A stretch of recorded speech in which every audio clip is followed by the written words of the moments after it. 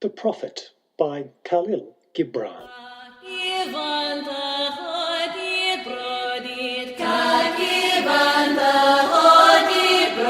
G'day, my name is Nathan, and this is a recording of The Prophet by Kahlil Gibran.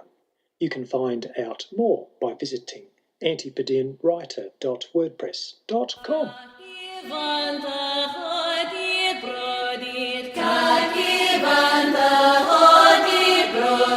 Al-Mustafa, the chosen and the beloved, who was adorned unto his own day, had waited 12 years in the city of Orphalese for his ship that was to return and bear him back to the isle of his birth.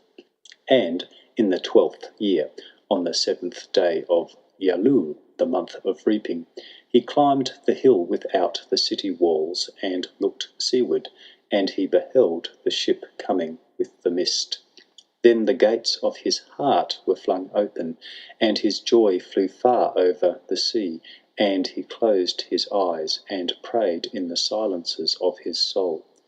But he descended the hill, a sadness came upon him, and he thought in his heart, how shall I go in peace and without sorrow?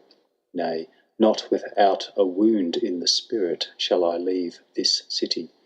Long with the days of pain I have spent within its walls, and long with the nights of aloneness, and who can depart from his pain and his aloneness without regret?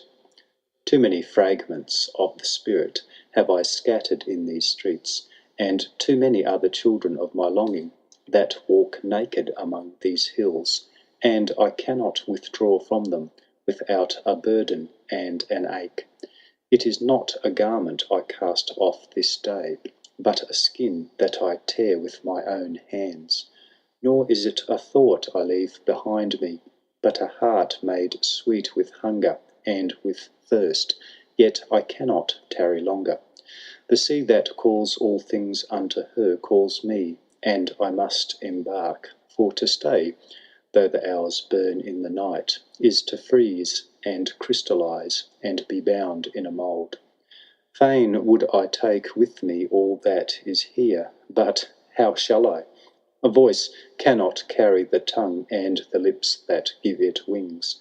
Alone must it seek the ether, and alone and without his nest shall the eagle fly across the sun. Now when he reached the foot of the hill, he turned again towards the sea, and he saw his ship approaching the harbour, and upon her brow the mariners, the men of his own land. And his soul cried out to them, and he said, Sons of my ancient mother, you riders of the tides, how often have you sailed in my dreams, and now you come in my awakening, which is my deeper dream. Ready am I to go, and my eagerness with sails full set awaits the wind. Only another breath will I breathe in this still air, only another loving look cast backward. Then I shall stand among you, a seafarer among seafarers, and you, vast sea, sleepless mother, who alone are peace and freedom to the river and the stream. Only another winding will this stream make, only another murmur in this glade, and then shall I come to you, a boundless drop to a boundless ocean. And as he walked, he saw from afar men and women leaving their fields and their vineyards and hastening towards the city gates. And he heard their voices calling his name and shouting from the field to field, telling one another of the coming of the ship. And he said to himself, shall the day of parting be the day of gathering? And shall it be said that my eve was in truth my dawn? And what shall I give unto him who has left his plough in mid-furrow, or to him who has stopped the wheel of his winepress? Shall my heart become a tree heavy laden with fruit, that I may gather and give unto them? And shall my desires flow like a fountain, that I may fill their cups? Am I a harp, that the hand of the mighty may touch me, or a flute, that his breath may pass through me? A seeker of silences am I, and what treasure have I found in silences, that I may dispense with confidence? If this is my day of harvest, in what fields have I sowed the seed, and in what unremembered seasons? If this indeed be the hour in which I lift up my lantern, it is not my flame that shall burn therein. Empty and dark shall I raise my lantern, and the guardian of the night shall fill it with oil, and he shall light it also. These things he said in words, but much in his heart remained unsaid, for he himself could not speak his deeper secret. And when he entered into the city, all the people came to meet him, and they were crying out to him as with one voice. And the elders of the city stood forth and said, Go not yet away from us. A noontide have you been in our twilight, and your youth has given us dreams to dream. No stranger are you among us, nor a guest, but our son and our dearly beloved. Suffer not yet our eyes to hunger for your face. And the priests and the priestesses said unto him, Let not the waves of the sea separate us now, and the years you have spent in our midst become a memory. You have walked among us a spirit, and your shadow has been a light upon our faces. Much have we loved you, but speechless was our love, and with veils has it been veiled. Yet now it cries aloud unto you, and would stand revealed before you. And ever has it been that love knows not its own depth until the hour of separation. And others came also and entreated him, but he answered them not. He only bent his head, and those who stood near saw tears falling upon his breast. And he and the people proceeded towards the great square before the temple. And there came out of the sanctuary a woman whose name was Almitra, and she was a seeress. And he looked upon her with exceeding tenderness, for it was she who had first sought and believed in him when he had been but a day in their city. And she hailed him, saying, Prophet of God, in quest for the uttermost, long have you searched the distances for your ship, and now your ship has come, and you must needs go. Deep is your longing for the land of your memories, and the dwelling place of your greater desires.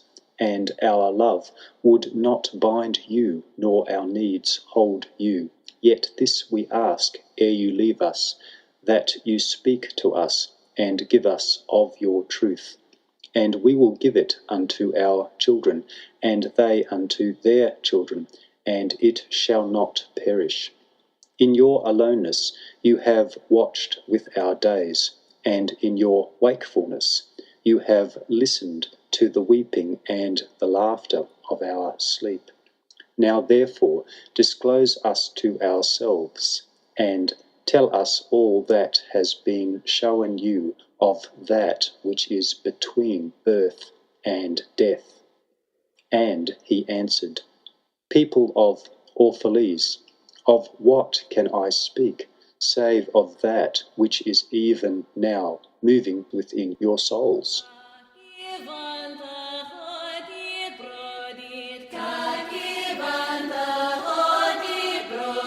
Then said Almitra, Speak to us of love.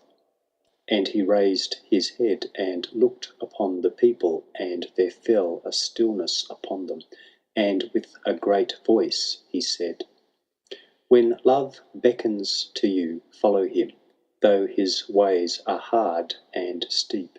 And when his wings enfold you, yield to him, though the sword hidden among his pinions may wound you. And when he speaks to you, believe in him, though his voice may shatter your dreams, as the north wind lays waste the garden. For even as love crowns you, so shall he crucify you. Even as he is for your growth, so is he for your pruning. Even as he ascends to your height and caresses your tenderest branches that quiver in the sun, so shall he descend to your roots and shake them in their clinging to the earth. Like sheaves of corn he gathers you unto himself. He threshes you to make you naked. He sifts you to free you from your husks. He grinds you to whiteness. He kneads you until you are pliant. And then he assigns you to his sacred fire, that you may become sacred bread for God's sacred feast. All these things shall love do unto you, that you may know the secrets of your heart, and in that knowledge become a fragment of life's heart. But if in your fear you would seek only love's peace and love's pleasure, then it is better for you that you cover your nakedness and pass out of love's threshing floor into the seasonless world, where you shall laugh, but not all of your laughter, and weep, but not all of your tears. Love gives naught but itself, and takes naught but from itself. Love possesses not, nor would it be possessed, for love is sufficient unto love. When you love, you should not say, God is in my heart, but rather, I am in the heart of God. And think not you can direct the course of love. For love, if it finds you worthy, directs your course. Love has no other desire but to fulfil itself. But if you love and must needs have desires, let these be your desires: to melt and be like a running brook that sings its melody to the night, to know the pain of too much tenderness, to be wounded by your own understanding of love, and to bleed willingly and joyfully, to wake at dawn with a winged heart and give thanks for another day of loving, to rest at the noon hour and meditate love's ecstasy, to return home at eventide with gratitude, and then to sleep with a prayer for the beloved in your heart and a song of praise upon your lips.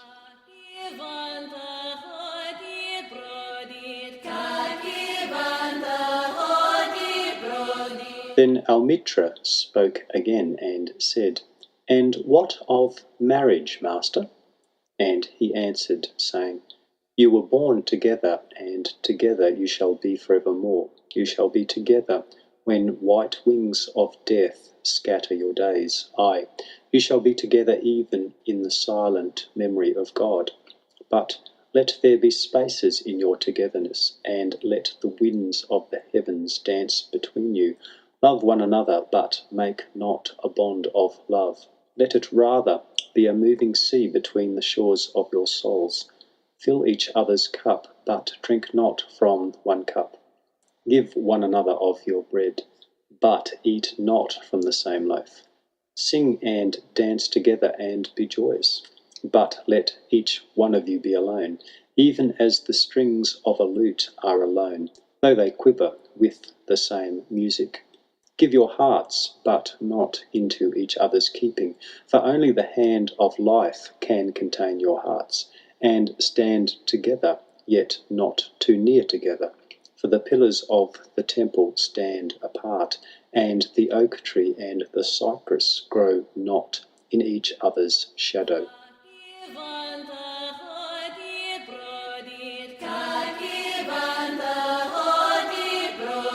And a woman who held a babe against her bosom said, Speak to us of children. And he said, Your children are not your children. They are the sons and daughters of life's longing for itself. They come through you, but not from you. And though they are with you, yet they belong not to you. You may give them your love, but not your thoughts, for they have their own thoughts. You may house their bodies, but not their souls, for their souls dwell in the house of tomorrow, which you cannot visit, not even in your dreams.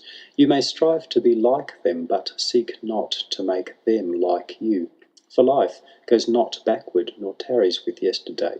You are the bows from which your children, as living arrows, are sent forth. The archer sees the mark upon the path of the infinite, and he bends you with his might, that his arrows may go swift and far. Let your bending in the archer's hand be for gladness, for even as he loves the arrow that flies, so he loves also the bow that is stable.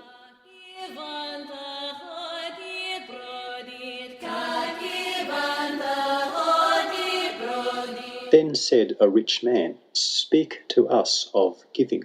And he answered, "You give but little when you give of your possessions. It is when you give of yourself that you truly give. For what are your possessions but things you keep and guard, for fear you may need them tomorrow?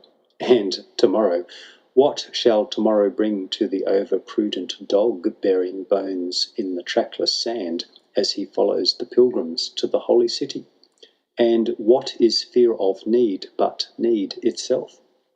Is not dread of thirst, when your well is full, thirst that is unquenchable? There are those who give little of the much which they have, and they give it for recognition, and their hidden desire makes their gifts unwholesome. And there are those who have little and give it all. These are the believers in life and the bounty of life, and their coffer is never empty. There are those who give with joy, and that joy is their reward. And there are those who give with pain, and that pain is their baptism. And there are those who give and know not pain in giving, nor do they seek joy, nor give with mindfulness of virtue. They give as in yonder valley the myrtle breathes its fragrance into space. Through the hands of such as these God speaks, and from behind their eyes he smiles upon the earth. It is well to give when asked, but it is better to give unasked, through understanding. And to the open-handed, the search for one who shall receive is joy greater than giving. And is there aught you would withhold? All you have shall some day be given. Therefore give now, that the season of giving may be yours, and not your inheritors. You often say, I would give, but only to the deserving. The trees in your orchard say not so, nor the flocks in your pasture. They give that they may live, for to withhold is to perish. Surely he who is worthy to receive his days and his nights is worthy of all else from you. And he who has deserved to drink from the ocean of life deserves to fill his cup from your little stream. And what desert greater shall there be than that which lies in the courage and the confidence, nay, the charity of receiving? And who are you, that men should rend their bosom and unveil their pride, that you may see their worth naked and their pride unabashed? See first that you yourself deserve to be a giver and an instrument of giving. For in truth, it is life that gives unto life, while you, who deem yourself a giver, are but a witness. And you receivers, and you are all receivers, assume no weight of gratitude, lest you lay a yoke upon yourself and upon him who gives. Rather rise together with the giver on his gifts as on wings. For to be over mindful of your debt is to doubt his generosity, who has the free-hearted earth for mother and God for father.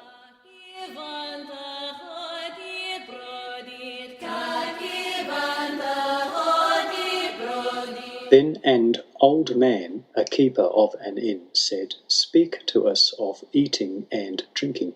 And he said, Would that you could live on the fragrance of the earth, and like an air plant be sustained by the light. But Since you must kill to eat, and rob the young of its mother's milk to quench your thirst, let it then be an act of worship. And let your board stand an altar, on which the pure and the innocent of forest and plain are sacrificed for that which is purer and still more innocent in many. When you kill a beast, say to him in your heart, by the same power that slays you, I too am slain, and I too shall be consumed. For the law that delivered you into my hand shall deliver me into a mightier hand. Your blood and my blood is naught but the sap that feeds the tree of heaven. And when you crush an apple with your teeth, say to it in your heart, your seeds shall live in my body, and the buds of your tomorrow shall blossom in my heart, and your fragrance shall be my breath. And together we shall rejoice through all the seasons. And in the autumn, when you gather the grapes of your vineyard for the winepress, say in your heart, I too am a vineyard, and my fruit shall be gathered for the winepress, and like new wine I shall be kept in eternal vessels. And in winter, when you draw the wine, let there be in your heart a song for each cup, and let there be in the song a remembrance for the autumn days, and for the vineyard, and for the winepress.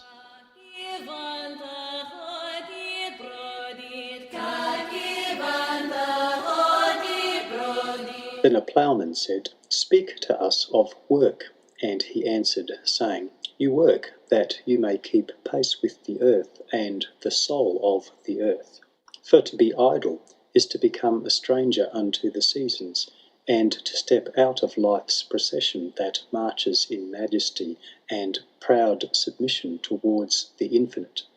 When you work, you are a flute, through whose heart the whispering of the hours turns to music. Which of you would be a reed, dumb and silent, when all else sings together in unison? Always you have been told that work is a curse and labour a misfortune. But I say to you that when you work you fulfil a part of earth's furthest dream, assigned to you when that dream was born, and in keeping yourself with labour you are in truth loving life. And to love life through labour is to be intimate with life's inmost secret. But if you in your pain call birth an affliction, and the support of the flesh a curse written upon your brow, then I answer that naught but the sweat of your brow shall wash away that which is written. You have been told also life is darkness, and in your weariness you echo what was said by the weary. And I say that life is indeed darkness, save when there is urge, and all urge is blind, save when there is knowledge, and all knowledge is vain, save when there is work, and all work is empty, save when there is love. And when you work with love, you bind yourself to yourself, and to one another, and to God. And what is it to work with love? It is to weave the cloth with threads drawn from your heart, even as if your beloved were to wear that cloth. It is to build a house with affection, even as if your beloved were to dwell in that house. It is to sow seeds with tenderness, and reap the harvest with joy, even as if your beloved were to eat the fruit. It is to charge all things you fashion with a breath of your own spirit, and to know that all the blessed dead are standing about you and watching. Often have I heard you say, as if speaking in sleep, He who works in marble and finds the shape of his own soul in the stone is a nobler than he who ploughs the soil, and he who seizes the rainbow to lay it on a cloth in the likeness of man is more than he who makes the sandals for our feet. But I say, not in sleep, but in the over-wakefulness of noontide, that the wind speaks not more sweetly to the giant oaks than to the least of all the blades of grass. And he alone is great, who turns the voice of the wind into a song made sweeter by his own loving. Work is love made visible. And if you cannot work with love, but only with distaste, it is better that you should leave your work and sit at the gate of the temple and take alms of those who work with joy. For if you bake bread with indifference, you bake a bitter bread that feeds but half man's hunger. And if you grudge the crushing of the grapes, your grudge distills a poison in the wine. And if you sing, though as angels, and love not the singing, you muffle man's ears to the voices of the day and the voices of the night.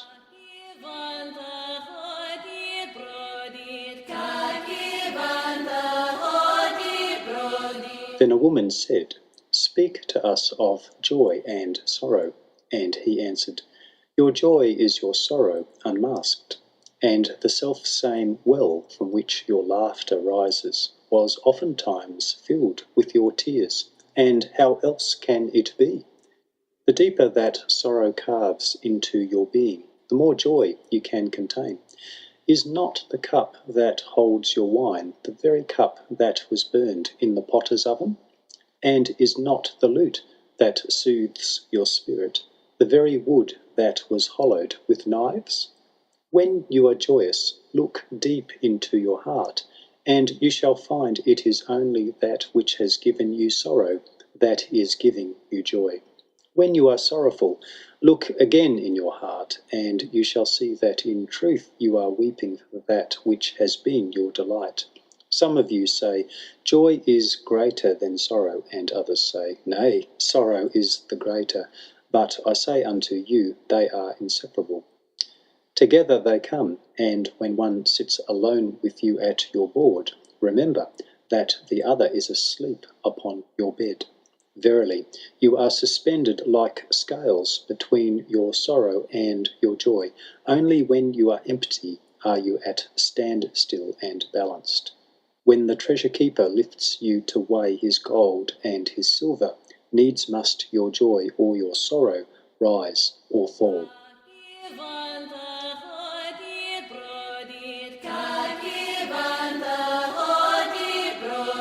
Then a mason came forth and said, "Speak to us of houses."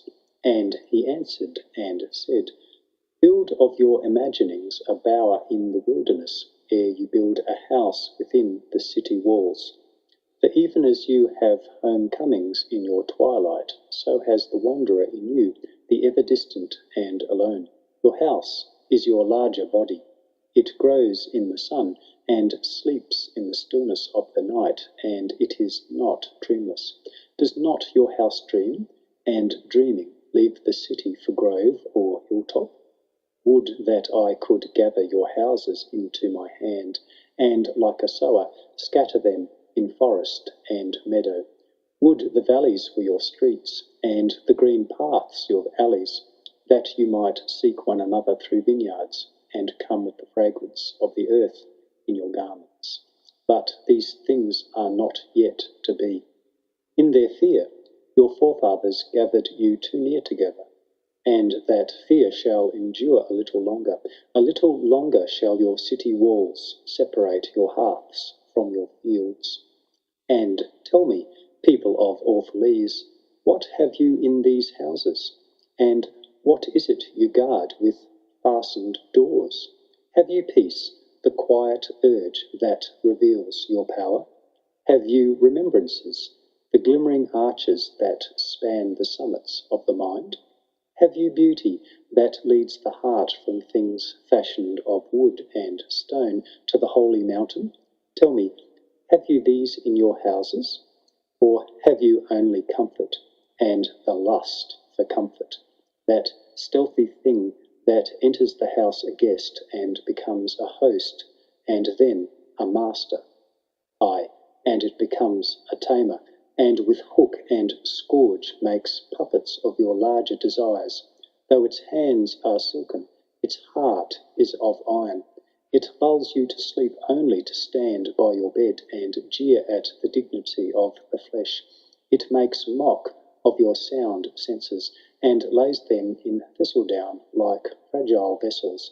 Verily the lust for comfort murders the passion of the soul, and then walks grinning in the funeral. But you, children of space, you restless in rest, you shall not be trapped nor tamed. Your house shall be not an anchor, but a mast.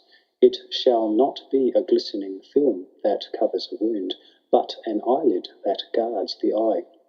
You shall not fold your wings that you may pass through doors, nor bend your heads that they strike not against a ceiling, nor fear to breathe lest walls should crack and fall down. You shall not dwell in tombs made by the dead for the living. And though of magnificence and splendour, your house shall not hold your secret, nor shelter your longing. For that which is boundless in you abides in the mansion of the sky, whose door is the morning mist, and whose windows are the songs and the silences of night.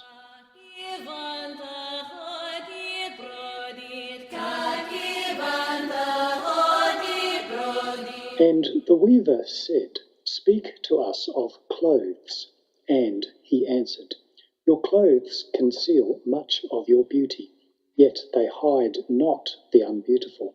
And though you seek in garments the freedom of privacy, you may find in them a harness and a chain.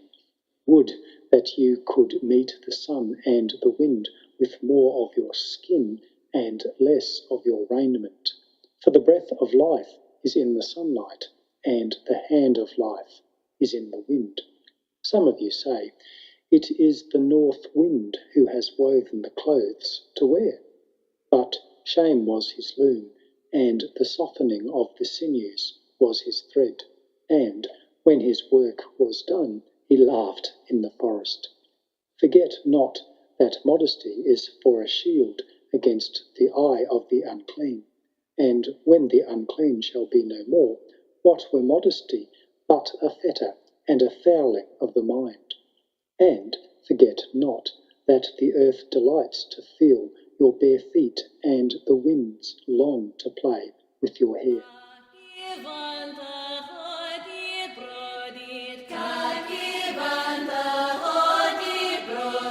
And a merchant said, Speak to us of buying and selling.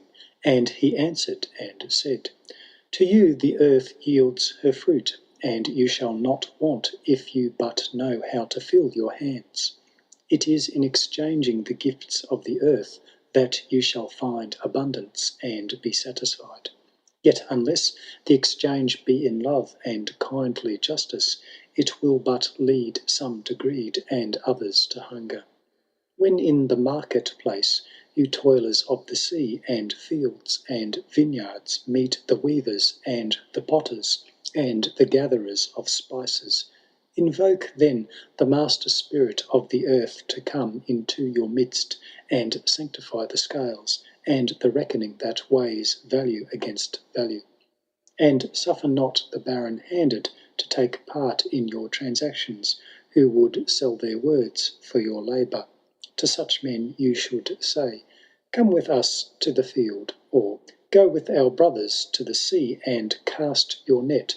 For the land and the sea shall be bountiful to you, even as to us. And if there come the singers and the dancers and the flute players, buy of their gifts also. For they too are gatherers of fruit and frankincense, and that which they bring, though fashioned of dreams, is raiment and food for your soul.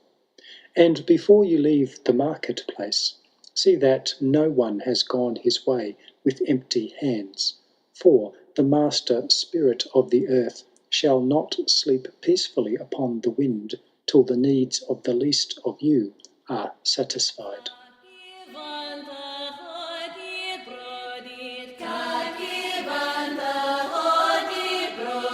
Then one of the judges of the city stood forth and said, Speak to us of crime and punishment.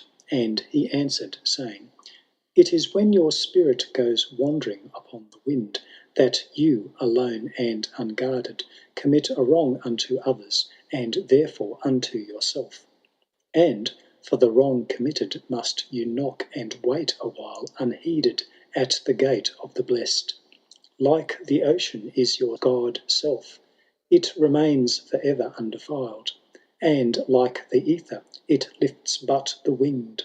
Even like the sun is your God self. It knows not the ways of the mole, nor seeks it the holes of the serpent. But your God self does not dwell alone in your being. Much in you is still man, and much in you is not yet man, but a shapeless pygmy that walks asleep in the mist, searching for its own awakening. And of the man in you would I now speak, for it is he, and not your God self, nor the pygmy in the mist, that knows crime and the punishment of crime. Oftentimes have I heard you speak of one who commits a wrong as though he were not one of you, but a stranger unto you, and an intruder upon your world. But I say that even as the holy and the righteous cannot rise beyond the highest which is in each one of you, so the wicked and the weak cannot fall lower than the lowest which is in you also. And as a single leaf turns not yellow but with the silent knowledge of the whole tree, so the wrong-doer cannot do wrong without the hidden will of you all. Like a procession, you walk together towards your God self. You are the way and the wayfarers, and when one of you falls down, he falls for those behind him, a caution against the stumbling stone, ay, and he falls for those ahead of him, who, though faster and surer of foot, yet removed not the stumbling stone. And this also, though the word lie heavy upon your hearts, the murdered is not unaccountable for his own murder, and the robbed is not blameless in being robbed. The righteous is not innocent of the deeds of the wicked, and the white-handed is not clean in the doings of the felon. Yea, the guilty is oftentimes the victim of the injured, and still more often the condemned is the burden-bearer for the guiltless and unblamed. You cannot separate the just from the unjust, and the good from the wicked, for they stand together before the face of the sun, even as the black thread and the white are woven together. And when the black thread breaks, the weaver shall look into the whole cloth, and he shall examine the loom also. If any of you would bring to judgment the unfaithful wife, let him also weigh the heart of her husband in scales, and measure his soul with measurements. And let him who would lash the offender look unto the spirit of the offended. And if any of you would punish in the name of righteousness, and lay the axe unto the evil tree, let him see to its roots, and verily he will find the roots of the good and the bad, the fruitful and the fruitless, all entwined together in the silent heart of the earth. And you judges who would be just, what judgment pronounce you upon him who, though honest in the flesh, yet is a thief in spirit? What penalty lay you upon him who slays in the flesh, yet is himself slain in the spirit? And how prosecute you him who in action is a deceiver and an oppressor, yet who also is aggrieved and outraged? And how shall you punish those whose remorse is already greater than their misdeeds? Is not remorse the justice which is administered by that very law which you would fain serve? Yet you cannot lay remorse upon the innocent, nor lift it from the heart of the guilty. Unbidden shall it call in the night, that men may wake and gaze upon themselves. And you who would understand justice, how shall you, unless you look upon all deeds in the fullness of light? Only then shall you know that the erect and the fallen are but one man standing in twilight between the night of his pygmy self and the day of his God self, and that the cornerstone of the temple is not higher than the lowest stone in its foundation.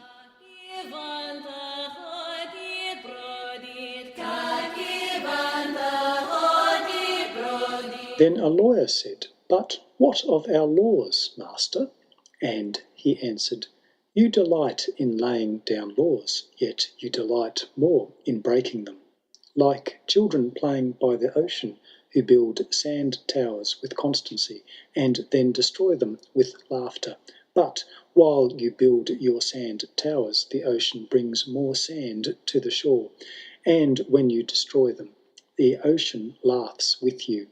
Verily, the ocean laughs always with the innocent. But what of those to whom life is not an ocean, and man-made laws are not sand towers, but to whom life is a rock, and the law a chisel, with which they would carve it in their own likeness? What of the cripple who hates dances? What of the ox who loves his yoke, and deems the elk and deer of the forest stray and vagrant things? What of the old serpent who cannot shed his skin, and calls all others naked and shameless?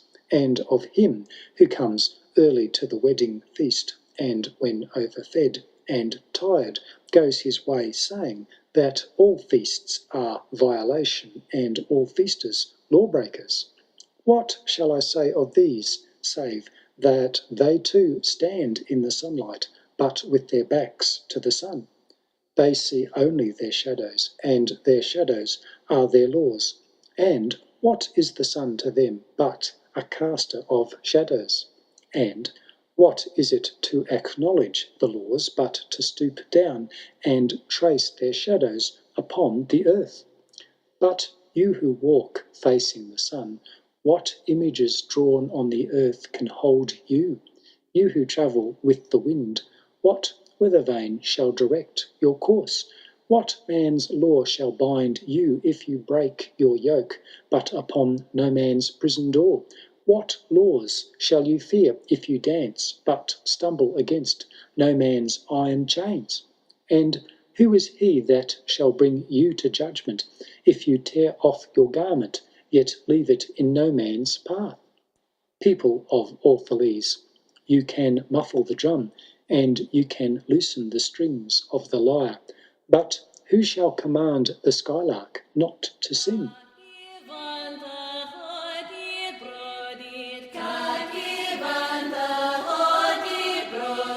And an orator said, "Speak to us of freedom." And he answered, "At the city gate and by your fireside I have seen you prostrate yourself and worship your own freedom, even as slaves humble themselves before a tyrant and praise him though he slays them.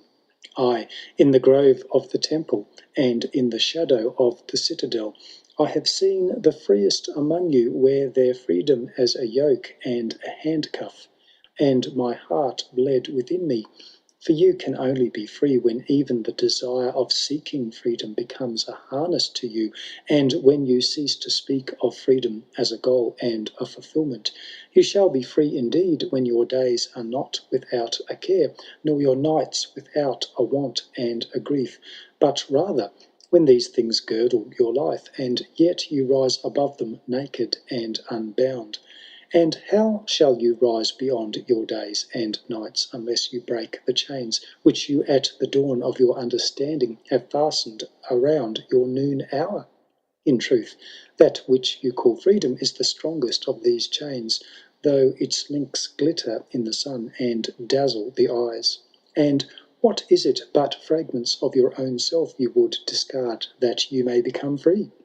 If it is an unjust law you would abolish, that law was written with your own hand upon your own forehead.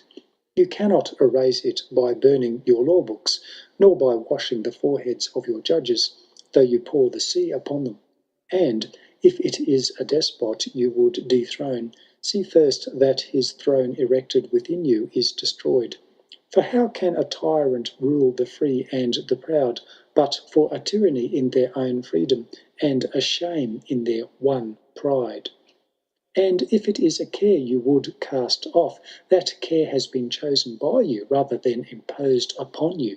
And if it is a fear you would dispel, the seat of that fear is in your heart, and not in the hand of the feared.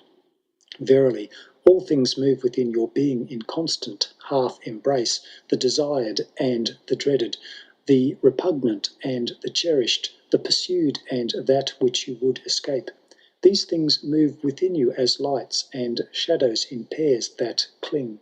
And when the shadow fades and is no more, the light that lingers becomes a shadow to another light.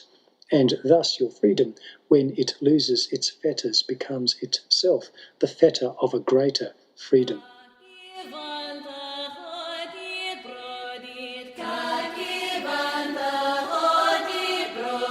And the priestess spoke again and said, "Speak to us of reason and passion." And he answered, saying, "Your soul is oftentimes a battlefield upon which your reason and your judgment wage war against passion and your appetite. Would that I could be the peacemaker in your soul, that I might turn the discord and the rivalry of your elements into oneness and melody. But how shall I? Unless you yourselves be also the peacemakers, nay, the lovers of all your elements. Your reason and your passion are the rudder and the sails of your seafaring soul. If either your sails or your rudder be broken, you can but toss and drift, or else be held at a standstill in mid-seas. For reason, ruling alone, is a force confining, and passion unattended is a flame that burns to its own destruction. Therefore, let your soul exalt your reason to the height of passion, that it may sing, and let it direct your passion with reason, that your passion may live through its own daily resurrection, and like the phoenix rise above its own ashes. I would have you consider your judgment and your appetite, even as you would two loved guests in your house. Surely you would not honour one guest above the other, for he who is more mindful of one loses the love and the faith of both. Among the hills, when you sit in the cool shade of the white poplars, sharing the peace and serenity of distant fields and meadows, then let your heart say in silence, God rests in reason. And when the storm comes, and the mighty wind shakes the forest, and thunder and lightning proclaim the majesty of the sky, then let your heart say in awe, God moves in passion. And since you are a breath in God's sphere, and a leaf in God's forest, you too should rest in reason, and move in passion.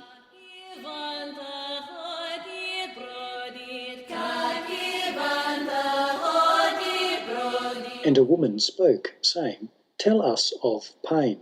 And he said, "Your pain is the breaking of the shell that encloses your understanding. Even as the stone of the fruit must break, that its heart may stand in the sun, so must you know pain. And could you keep your heart in wonder at the daily miracles of your life, your pain would not seem less wondrous than your joy. And you would accept the seasons of your heart, even as you have always accepted the seasons that pass over your fields. And you would watch with serenity through the winters of your grief. Much of your pain is self-chosen. It is the bitter potion by which the physician within you heals your sick self. Therefore, trust the physician, and drink his remedy in silence and tranquillity. For his hand, though heavy and hard, is guided by the tender hand of the unseen, and the cup he brings, though it burn your lips, has been fashioned of the clay which the potter has moistened with his own sacred tears.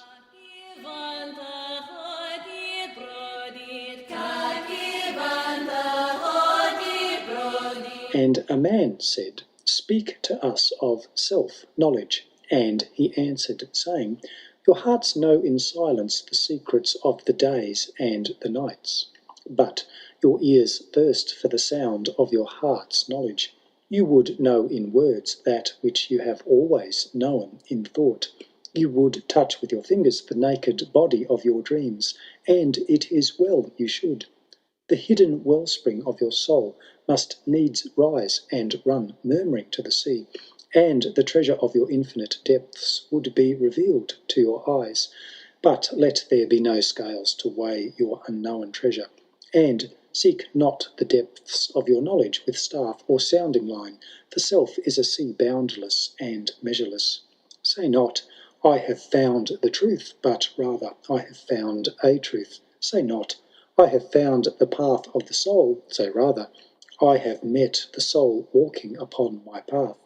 For the soul walks upon all paths. The soul walks not upon a line, neither does it grow like a reed. The soul unfolds itself like a lotus of countless petals.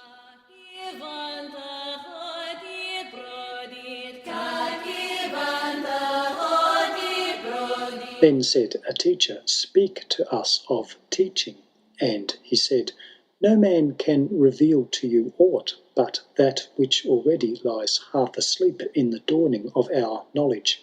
The teacher who walks in the shadow of the temple among his followers gives not of his wisdom, but rather of his faith and his lovingness. If he is indeed wise, he does not bid you enter the house of wisdom, but rather leads you to the threshold of your own mind.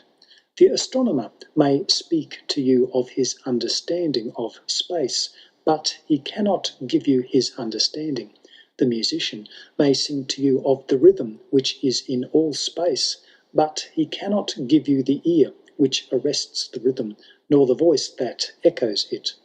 And he who is versed in the science of numbers can tell of the regions of weight and measure, but he cannot conduct you thither. For the vision of one man lends not its wings to another man, and even as each one of you stands alone in God's knowledge, so must each one of you be alone in his knowledge of God and in his understanding of the earth."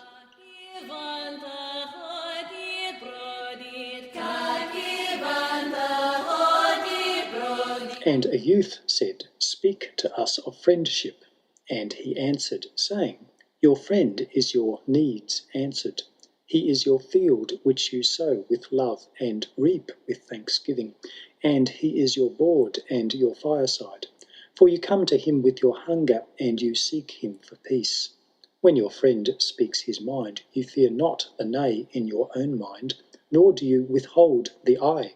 And when he is silent, your heart ceases not to listen to his heart. For without words, in friendship, all thoughts, all desires, all expectations are born and shared with joy that is unacclaimed. When you part from your friend, you grieve not, for that which you love most in him may be clearer in his absence, as the mountain to the climber is clearer from the plain. And let there be no purpose in friendship save the deepening of the spirit, for love that seeks aught but the disclosure of its own mystery is not love but a net cast forth, and only the unprofitable is caught. And let your best be for your friend. If he must know the ebb of your tide, let him know its flood also. For what is your friend that you should seek him with hours to kill? Seek him always with hours to live. For it is his to fill your need, but not your emptiness. And in the sweetness of friendship let there be laughter and sharing of pleasures. For in the dew of little things the heart finds its morning and is refreshed.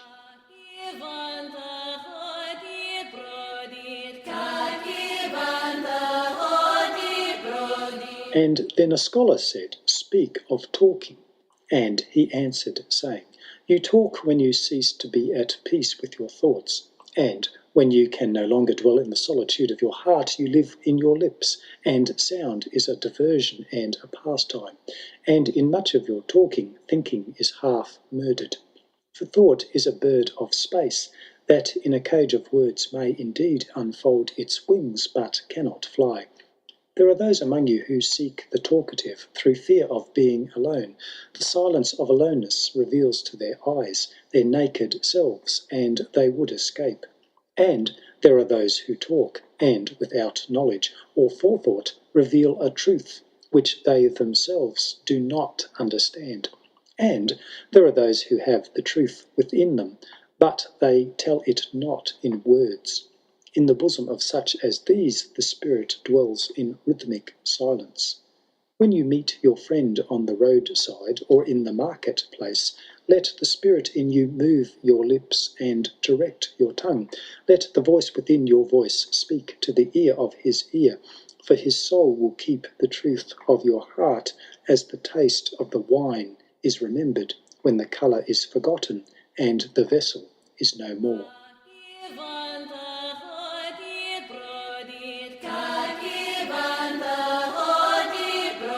And an astronomer said, "Master, what of time?"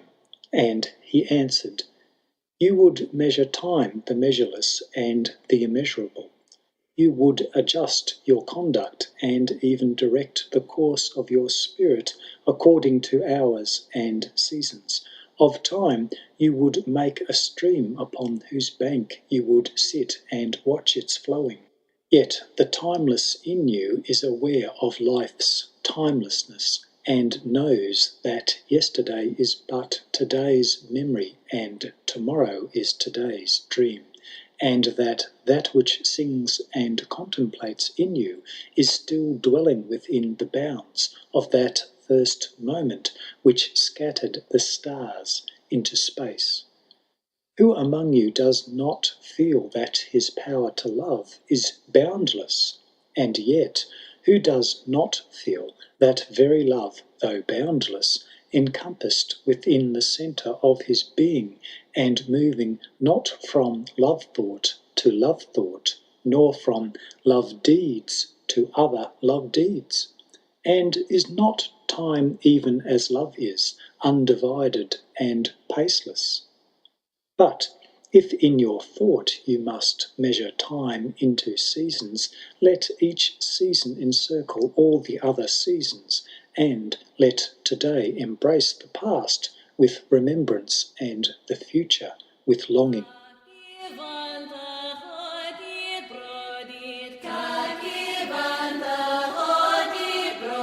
And one of the elders of the city said, "Speak to us of good and evil."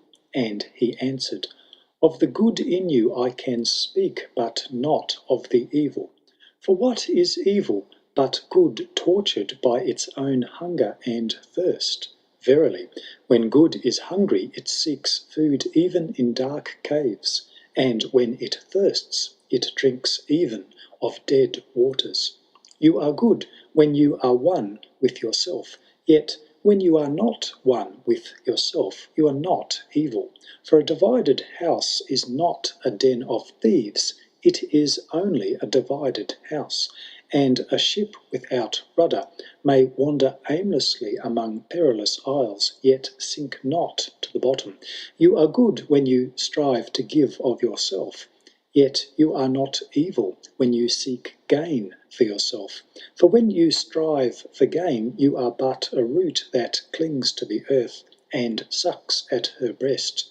Surely the fruit cannot say to the root, "Be like me, ripe and full, and ever giving of your abundance." For to the fruit giving is a need, as receiving is a need to the root. You are good when you are fully awake in your speech, yet you are not evil when you sleep while your tongue staggers without purpose, and even stumbling speech may strengthen a weak tongue. You are good when you walk to your goal firmly and with bold steps, yet you are not evil when you go thither limping. Even those who limp go not backward.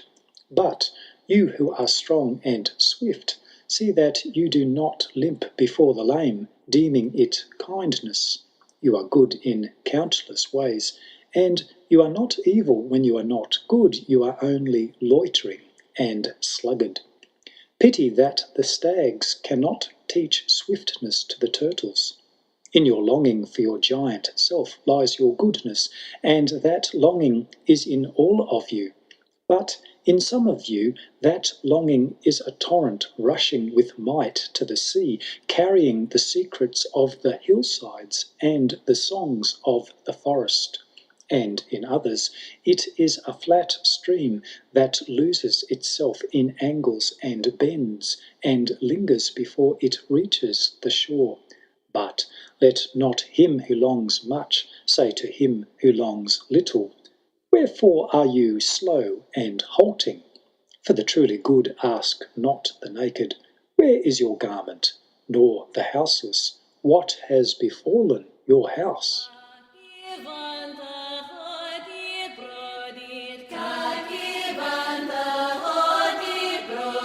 Then a priestess said, speak to us of prayer. And he answered, saying, you pray in your distress and in your need. Would that you might pray also in the fullness of your joy and in your days of abundance. For what is prayer but the expansion of yourself into the living ether? And if it is for your comfort to pour your darkness into space, it is also for your delight to pour forth the dawning of your heart. And if you cannot but weep when your soul summons you to prayer, she should spur you again, and yet again, though weeping, until you shall come laughing.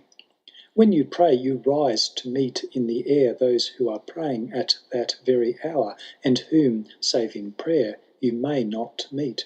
Therefore, let your visit to that temple invisible be for naught but ecstasy and sweet communion. For if you should enter the temple for no other purpose than asking, you shall not receive. And if you should enter into it to humble yourself, you shall not be lifted. Or even if you should enter into it to beg for the good of others, you shall not be heard. It is enough that you enter the temple invisible. I cannot teach you how to pray in words. God listens not to your words, save when he himself utters them through your lips. And I cannot teach you the prayer of the seas and the forests and the mountains. But you who are born of the mountains and the forests and the seas can find their prayer in your heart.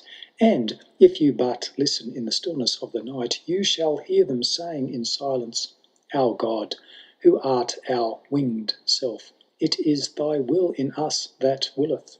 It is thy desire in us that desireth. It is thy urge in us that would turn our nights, which are thine, into days, which are thine also. We cannot ask thee for aught, for thou knowest our needs before they are born in us. Thou art our need, and in giving us more of thyself, thou givest us all.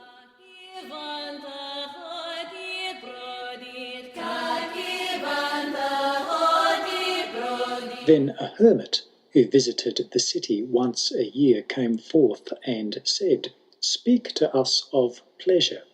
And he answered, saying, pleasure is a freedom song, but it is not freedom. It is the blossoming of your desires, but it is not their fruit. It is a depth calling unto a height, but it is not the deep nor the high.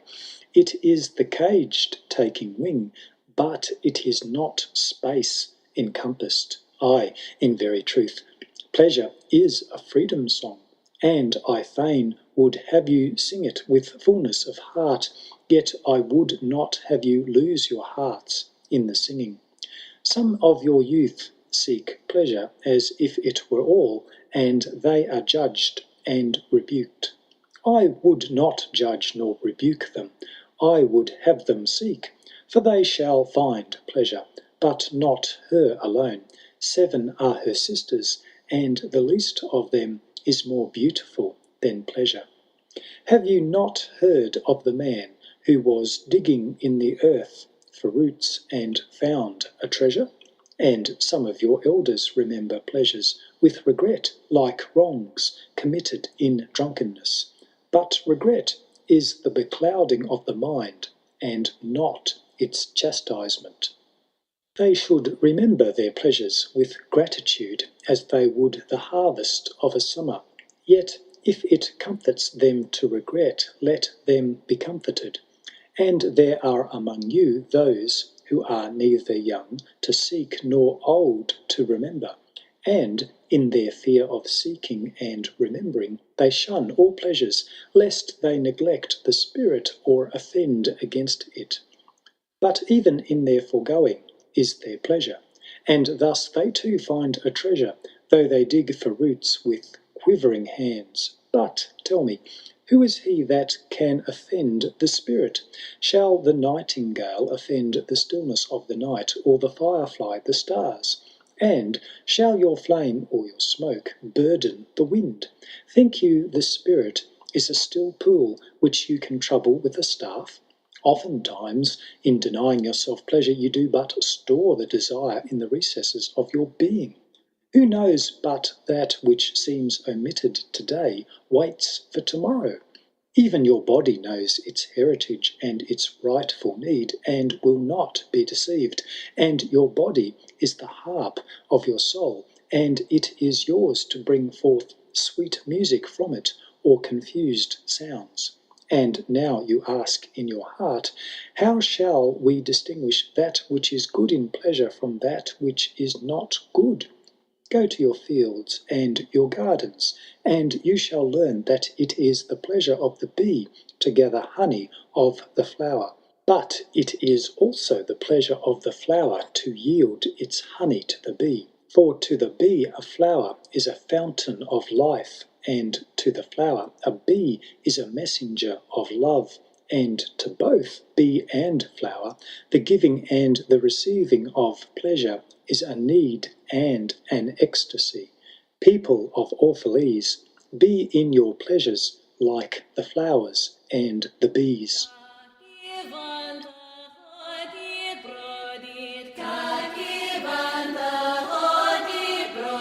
And a poet said, speak to us of beauty. Where shall you seek beauty? And how shall you find her unless she herself be your way and your guide? And how shall you speak of her except she be the weaver of your speech? The aggrieved and the injured say, beauty is kind and gentle. Like a young mother half shy of her own glory, she walks among us. And the passionate say, nay, beauty is a thing of might and dread. Like the tempest, she shakes the earth beneath us and the sky above us. The tired and the weary say, beauty is of soft whisperings. She speaks in our spirit. Her voice yields to our silences like a faint light that quivers in fear of the shadow.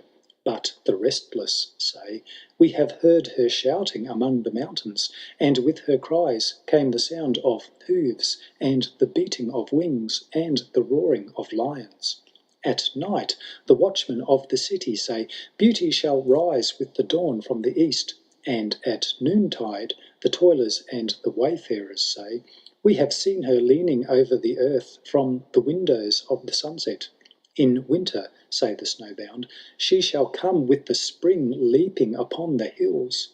And in the summer heat the reapers say, we have seen her dancing with the autumn leaves, and we saw a drift of snow in her hair. All these things have you said of beauty, yet in truth you spoke not of her, but of needs unsatisfied. And beauty is not a need, but an ecstasy. It is not a mouth thirsting, nor an empty hand stretched forth, but rather a heart inflamed and a soul enchanted. It is not the image you would see, nor the song you would hear, but rather an image you see though you close your eyes, and a song you hear though you shut your ears. It is not the sap within the furrowed bark, nor a wing attached to a claw, but rather a garden for ever in bloom, and a flock of angels for ever in flight. People of Orphalese, beauty is life when life unveils her holy face. But you are life, and you are the veil. Beauty is eternity gazing at itself in a mirror, but you are eternity, and you are the mirror.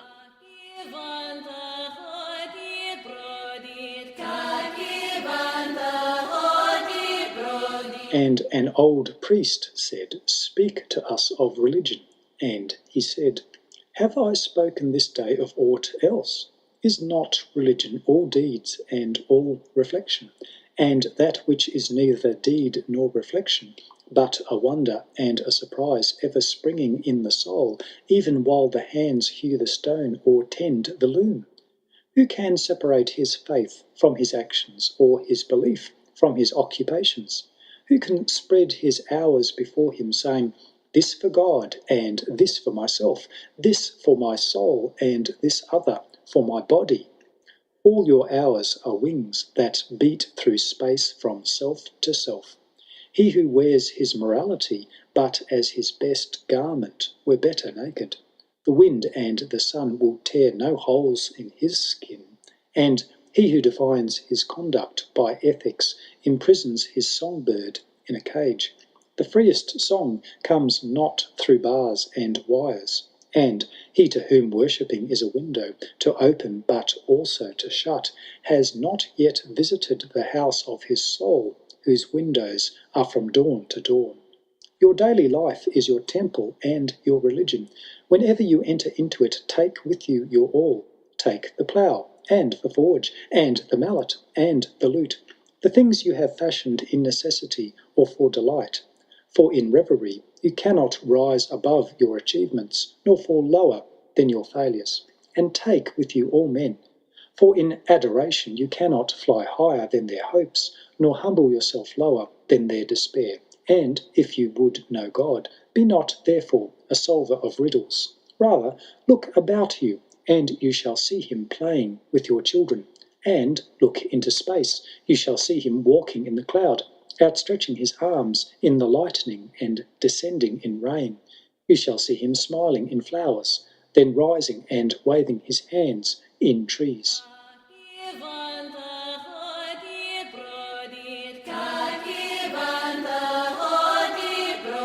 Then Almitra spoke, saying, we would ask now of death.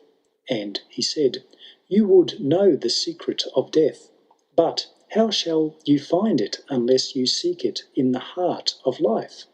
The owl, whose night-bound eyes are blind unto the day, cannot unveil the mystery of light. If you would indeed behold the spirit of death, open your heart wide unto the body of life. For life and death are one, even as the river and the sea are one. In the depth of your hopes and desires lies your silent knowledge of the beyond, and, like seeds dreaming beneath the snow, your heart dreams of spring. Trust the dreams, for in them is hidden the gate to eternity. Your fear of death is but the trembling of the shepherd when he stands before the king, whose hand is to be laid upon him in honour. Is the shepherd not joyful beneath his trembling that he shall wear the mark of the king? Yet is he not more mindful of his trembling? For what is it to die but to stand naked in the wind and to melt into the sun? And what is it to cease breathing but to free the breath from its restless tides, that it may rise and expand and seek God unencumbered?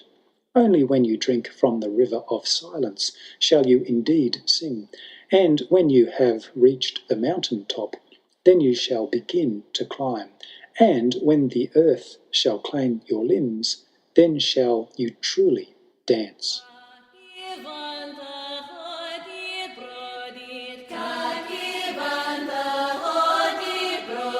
And now it was evening, and Almitra the seeress said, blessed be this day and this place and your spirit that has spoken. And he answered, was it I who spoke? Was I not also a listener? Then he descended the steps of the temple, and all the people followed him. And he reached his ship and stood upon the deck. And facing the people again, he raised his voice and said, people of Orphalese, the wind bids me leave you. Less hasty am I than the wind, yet I must go. We wanderers, ever seeking the lonelier way, begin no day where we have ended another day, and no sunrise finds us where sunset left us. Even while the earth sleeps, we travel. We are the seeds of the tenacious plant, and it is in our ripeness and our fullness of heart that we are given to the wind and are scattered. Brief were my days among you, and briefer still the words I have spoken. But should my voice fade in your ears, and my love vanish in your memory, then I will come again, and with a richer heart and lips more yielding to the spirit will I speak. Yea, I shall return with the tide, and though death may hide me, and the greater silence enfold me, yet again will I seek your understanding, and not in vain will I seek. If aught I have said is truth, that truth shall reveal itself in a clearer voice, and in words more kin to your thoughts. I go with the wind, people of Orphalese, but not down into emptiness. And if this day is not a fulfilment of your needs and my love, then let it be a promise till another day. Know therefore that from the greater silence I shall return. The mist that drifts away at dawn, leaving but dew in the fields, shall rise and gather into a cloud, and then fall down in rain, and not unlike the mist have I been. In the stillness of the night I have walked in your streets, and my spirit has entered your houses, and your heartbeats were in my heart, and your breath was upon my face, and I knew you all. Ay, I knew your joy and your pain, and in your sleep your dreams were my dreams, and oftentimes I was among you a lake among the mountains. I mirrored the summits in you, and the bending slopes, and even the passing flocks of your thoughts and your desires. And to my silence came the laughter of your children in streams, and the longing of your youths in rivers. And when they reached my depth, the streams and the rivers ceased not yet to sing. But sweeter still than laughter, and greater than longing came to me. It was boundless in you, the vast man in whom you are all but cells and sinews. He in whose chant all your singing is but a soundless throbbing.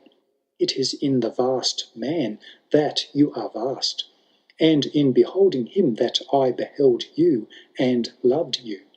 For what distances can love reach that are not in that vast sphere?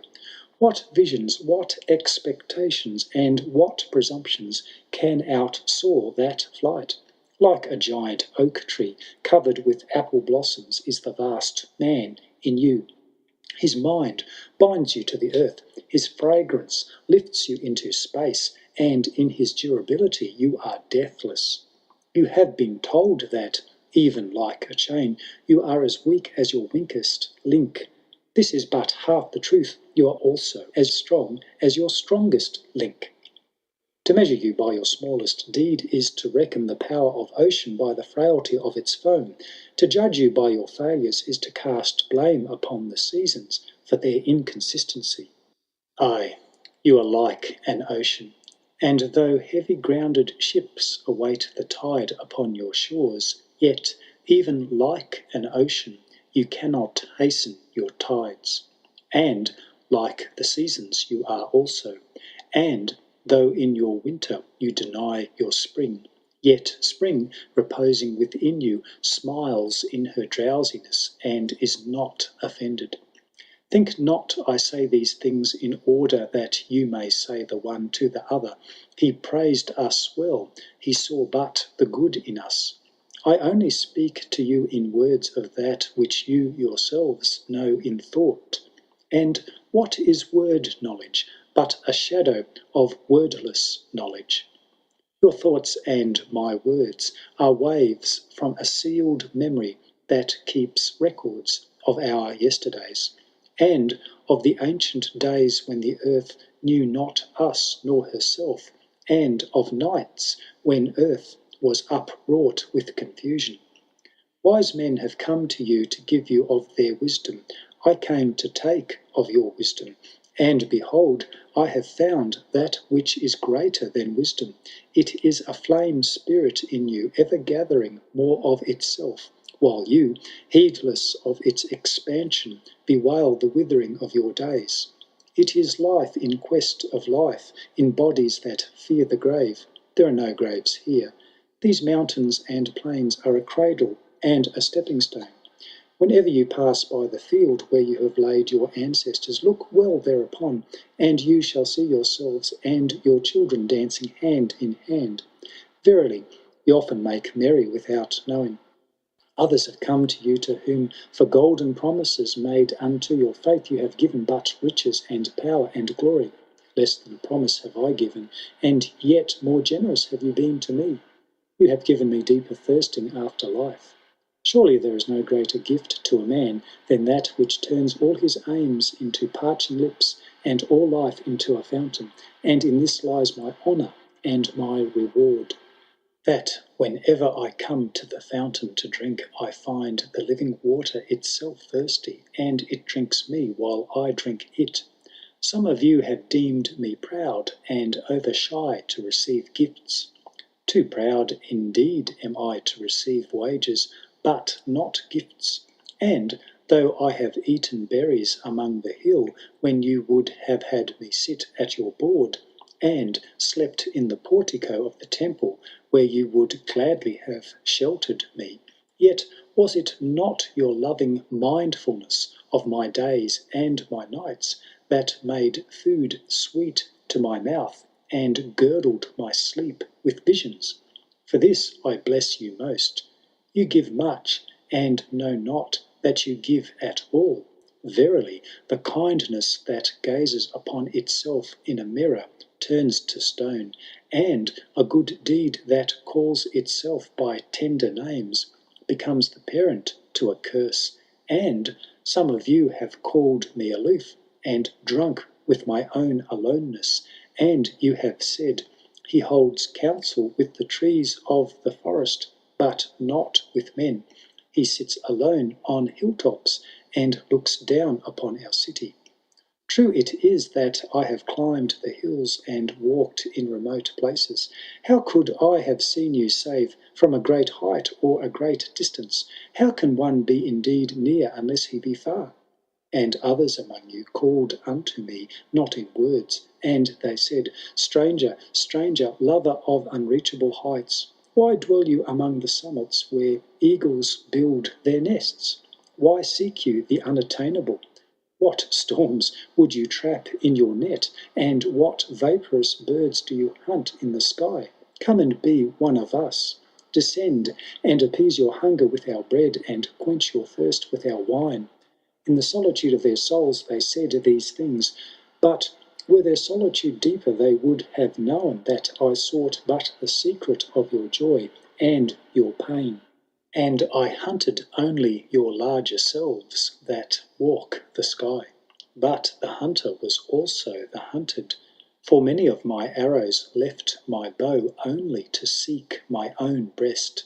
And the flyer was also the creeper, for when my wings were spread in the sun, their shadow upon the earth was a turtle, and I, the believer, was also the doubter. For often have I put my finger in my own wound, that I might have the greater belief in you, and the greater knowledge of you. And it is with this belief and this knowledge that I say, you are not enclosed within your bodies, nor confined to houses or fields. That which is you dwells above the mountain, and roves with the wind. It is not a thing that crawls into the sun for warmth, or digs holes into darkness for safety, but a thing free, a spirit that envelopes the earth and moves in the ether. If this be vague words, then seek not to clear them. Vague and nebulous is the beginning of all things, but not their end. And I fain would have you remember me as a beginning. Life and all that lives is conceived in the mist and not in the crystal. And who knows but a crystal is mist in decay? This would I have you remember in remembering me. That which seems most feeble and bewildered in you is the strongest and most determined. Is it not your breath that has erected and hardened the structure of your bones? And is it not a dream, which none of you remember having dreamt, that builded your city and fashioned all there is in it? Could you but see the tides of that breath, you would cease to see all else, and if you could hear the whispering of the dream, you would hear no other sound. But you do not see, nor do you hear, and it is well. The veil that clouds your eyes shall be lifted by the hands that wove it, and the clay that fills your ears shall be pierced by those fingers that kneaded it, and you shall see, and you shall hear. Yet you shall not deplore having known blindness, nor regret having been deaf. For in that day you shall know the hidden purposes in all things, and you shall bless darkness as you would bless light. After saying these things, he looked about him, and he saw the pilot of his ship standing by the helm, and gazing now at the full sails, and now at the distance. And he said, "Patient, over patient, is the captain of my ship. The wind blows, and restless are the sails. Even the rudder begs direction, yet quietly my captain awaits my silence. And these, my mariners, who have heard the choir of the greater sea, they too have heard me patiently. Now they shall wait no longer. I am ready. The stream has reached the sea, and once more the Great Mother holds her son against her breast. Fare you well, people of Orphalese. This day has ended. It is closing upon us even as the water lily upon its own tomorrow. What was given us here we shall keep, and if it suffices not, then again must we come together, and together stretch our hands unto the Giver. Forget not that I shall come back to you a little while, and my longing shall gather dust and foam for another body.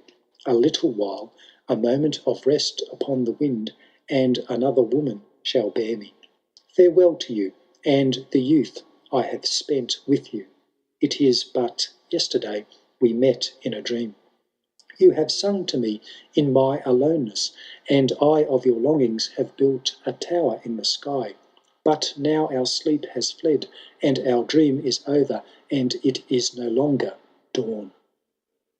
The noontide is upon us, and our half-waking has turned to fuller day, and we must part. If in the twilight of memory we should meet once more, we shall speak again together, and you shall sing to me a deeper song.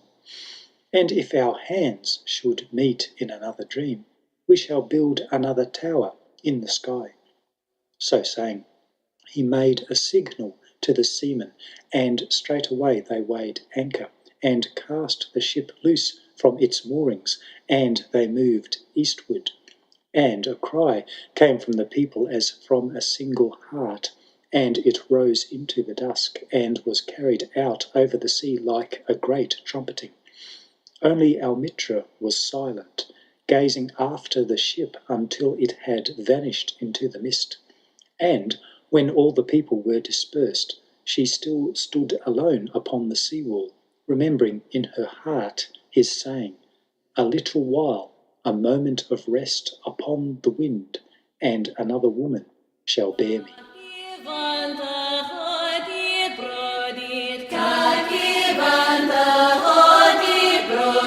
End of The Prophet by Kahlil Gibran. Recorded by Nathan at antipodeanwriter.wordpress.com.